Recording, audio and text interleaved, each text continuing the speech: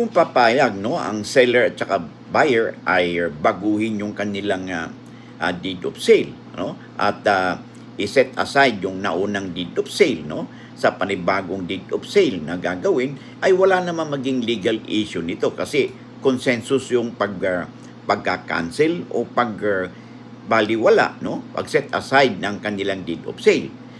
Katulad niya sinasabi mo na para maiwasan yung penalty na sinacharge ng BIR kasi late payment na kayo ng maaaring capital gains tax at saka yung tax declaration ay yung documentary stamp tax.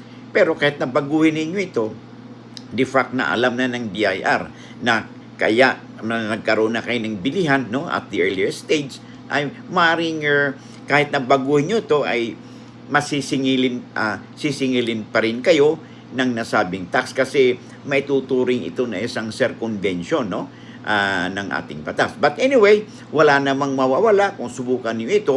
Ang condition lang is provided na yung seller at saka yung buyer, you agree na baguhin o set aside ang inyong deed of sale, at maggawa kayo ng panibagong deed of sale. Subukan ninyo. Lamang na kayo pag may alam sa batas.